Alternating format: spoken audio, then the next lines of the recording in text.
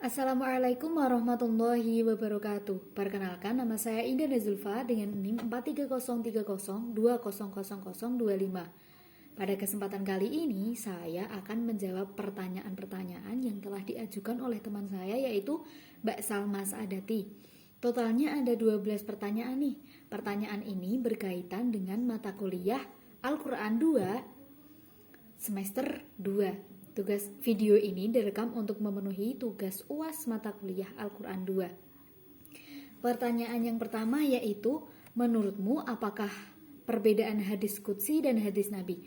Hadis qudsi disebut pula sebagai hadis ilahi atau robani, yakni sebuah hadis yang sama halnya seperti hadis Nabi, tetapi di mana keduanya secara substansi atau kandungan maknanya berbeda dari asal sumbernya.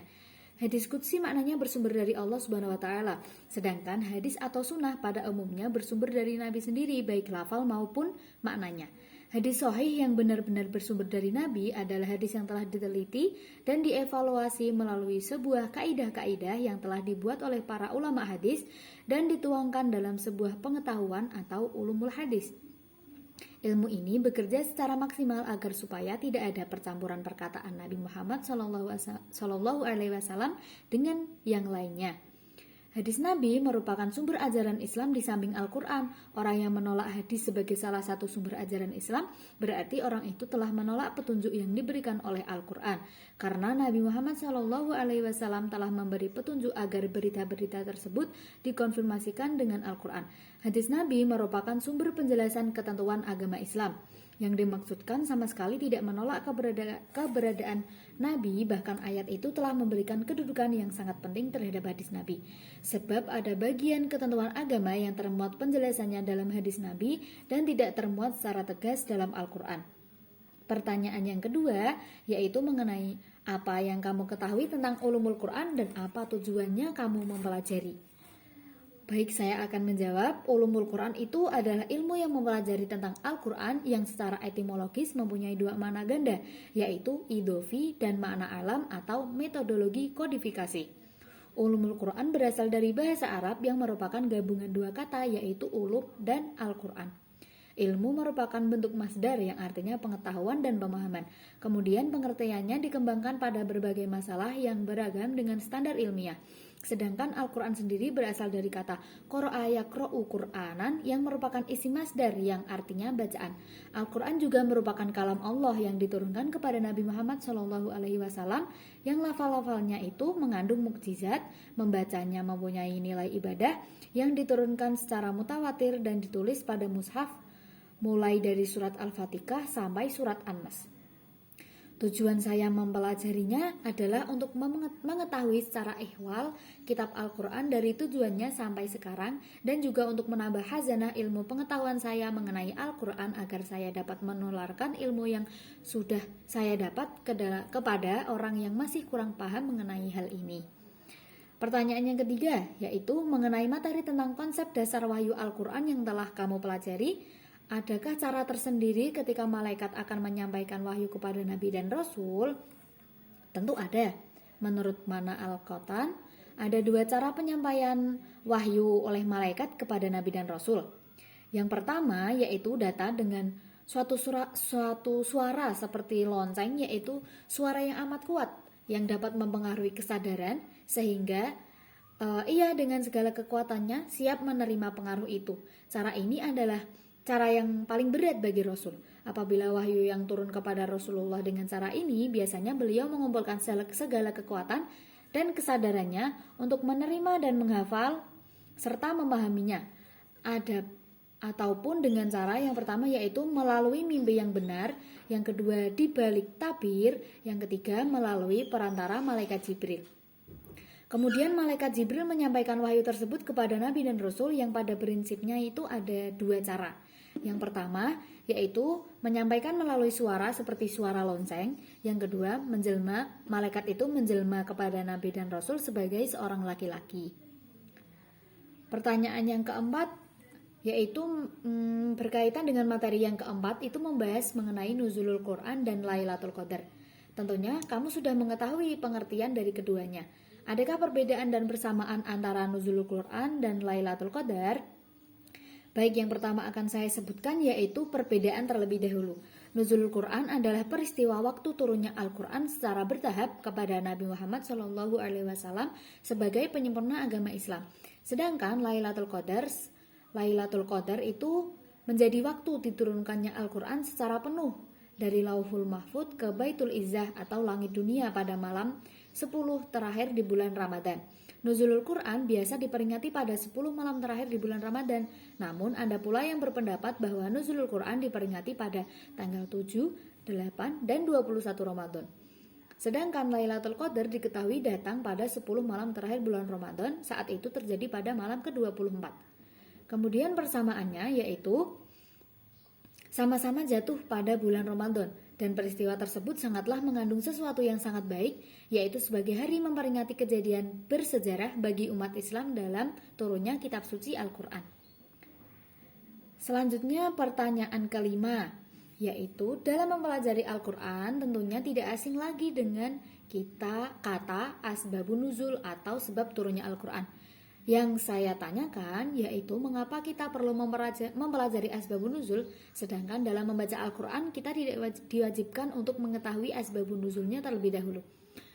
Baik, saya akan menjawabnya. Menurut pengertiannya sendiri, asbabun nuzul yaitu suatu konsep, teori, atau berita tentang sebab akibat turunnya wahyu tertentu dari Al-Quran dari Allah Subhanahu wa Ta'ala kepada Nabi Muhammad SAW, baik berupa satu ayat ataupun rangkaian ayat. Dan jika dilihat dari manfaat mengetahui asbabun nuzul, yaitu dapat membantu dalam memahami ayat-ayat Al-Quran dan menghilangkan keraguan tentang ayat Al-Quran. Asbabun nuzul juga sangat bermanfaat bagi orang mukmin dan yang bukan mukmin.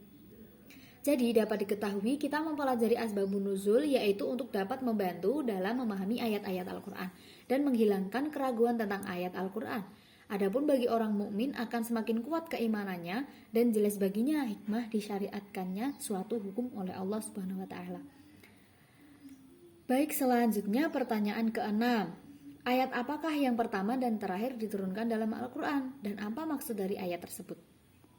Baik, saya akan langsung menyebutkan ayat pertama dan terakhir turun dalam Al-Quran. Yang pertama ada Quran Surat Al-Alaq ayat 1-5. Dalam surat Al-Alaq ini mengandung makna yaitu Allah memerintahkan manusia untuk membaca dan belajar. Yang kedua, surat Al-Mudaththir. Surat ini berisi perintah untuk Nabi Muhammad agar berdakwah dan memberi peringatan kepada umatnya untuk menjauhi larangan dan menjalankan perintah Allah Subhanahu wa Ta'ala. Yang ketiga ada Quran Surat Al-Baqarah ayat 278, 281, dan 282. Ayat 278 berisi perintah untuk bertakwa kepada Allah dan melarang melakukan riba. Ayat 281 menjelaskan peringatan kepada manusia bahwa pada hari di mana manusia kembali kepada Allah akan ada balasan atas segala yang telah dilakukan. Dan ayat 282 menjelaskan bahwa dalam kegiatan hutang piutang sebaiknya dituliskan persyaratan pembayaran agar jika nanti terjadi perselisihan ada buktinya. Yang keempat ada surat An-Nisa ayat 176 yang berisi mengenai hukum waris. Yang terakhir ada surat Al-Maidah ayat 3. Ayat ini menjelaskan tentang makanan haram baik itu dari jenisnya maupun dari cara memperolehnya. Pertanyaan nomor 7.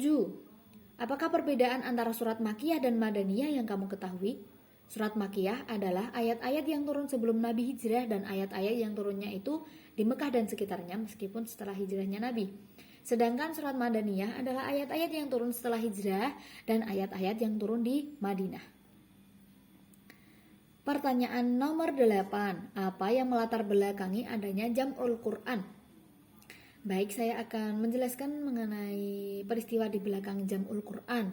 Yaitu dulu pada zaman Rasulullah itu pemeliharaan ayat-ayat Al-Quran dilakukan melalui hafalan, baik oleh Rasulullah maupun oleh sahabat-sahabat beliau. Namun kemudian Rasul memerintahkan para sahabat untuk menulisnya dengan tujuan untuk memperkuat hafalan mereka. Ayat-ayat Al-Quran tersebut ditulis melalui benda-benda seperti yang terbuat dari kulit binatang, batu yang tipis dan licin, pelepah kurma, tulang binatang, dan lain-lain. Tulisan-tulisan dari benda-benda tersebut kemudian dikumpulkan untuk Nabi dan beberapa di antaranya menjadi koleksi pribadi sahabat yang pandai baca tulis. Namun ketika Rasul wafat dan digantikan oleh Khalifah Abu Bakar, terjadi pemurtatan massal dan menyebabkan Khalifah Abu Bakar melakukan tindakan dengan cara memeranginya. Dari situlah muncul gagasan untuk mengumpulkan ayat Al-Quran yang dipelopori oleh Umar bin Khattab. Meskipun gagasan tersebut tidak langsung disetujui oleh Khalifah Abu Bakar, namun alasan Umar bin Khattab bisa diterima dan dimulailah pengumpulan Al-Quran hingga selesai. Pertanyaan nomor 9. Mengapa dalam Sab'u Ahruf dijelaskan bahwa Al-Quran diturunkan hanya dengan 7 huruf? Dan apa yang melatar belakanginya? Al-Quran itu diturunkan dalam 7 huruf, merupakan sebagai wujud dari kesempurnaan kemukjizatan Al-Quran. Karena Al-Quran itu tidak hanya diturunkan dalam 1 huruf, bahkan sampai 7 huruf. Hal tersebut merupakan sebagai akibat lahirnya bermacam-macam bacaan terhadap Al-Quran yang dikenal dengan qiraat. Pertanyaan nomor 10. Apa hukumnya jika kita akan membaca Al-Quran jika berada di tempat yang ramai? Baik, jawabannya yaitu kita itu sebagai seorang muslim harusnya paham terhadap tata cara dan adab kita dalam membaca Al-Quran. Menurut saya tidak ada salahnya membaca Al-Quran dalam kondisi apapun dan tempat yang ramai ataupun sepi, asalkan tempat itu suci dan pantas digunakan untuk membaca Al-Quran. Ketika dalam tempat ramai, hendaklah kita membaca dengan suara yang pelan dan tidak mengeraskannya, dalam artian tidak dipergunakan untuk menarik simpati orang lain ataupun sejenisnya.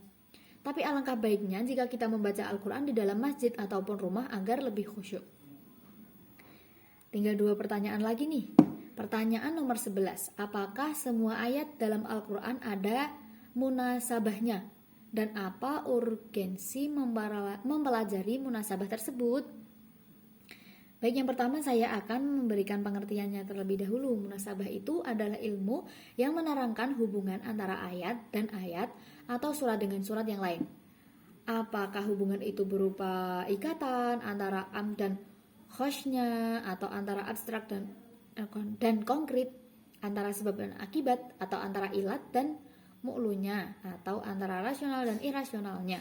Munasabah karena peristiwa-peristiwa yang terjadi berlainan karena Al-Quran diturunkan dan diberi hikmah secara tauqifi atas petunjuk dan kehendak Allah Subhanahu wa taala terhadap persoalan ini. Ijuzin 660 Hijriah, dikutip dari situ menurut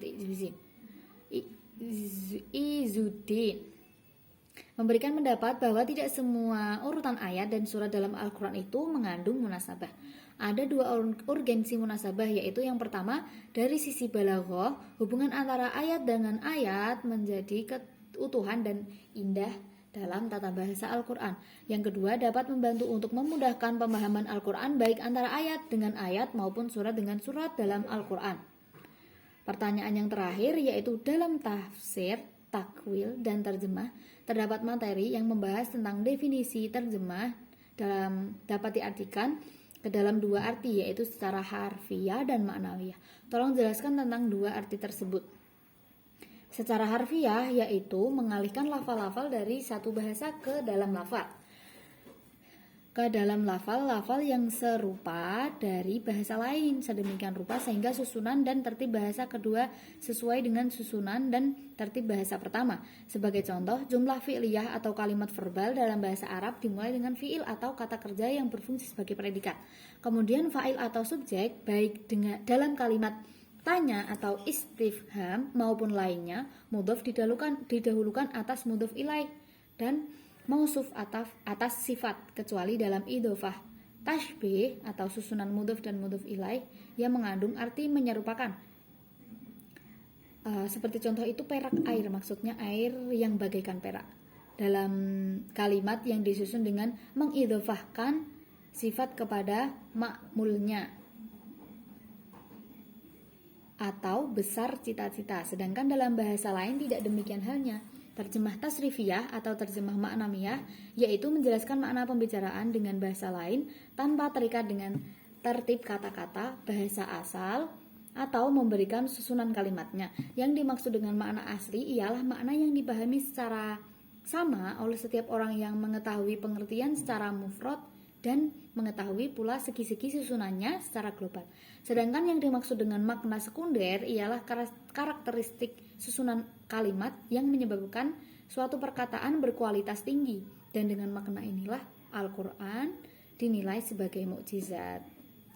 Yaitu tadi 12 pertanyaan beserta jawabannya. Kurang lebihnya mohon maaf. Wabillahi taufik wal hidayah. Wassalamualaikum warahmatullahi wabarakatuh.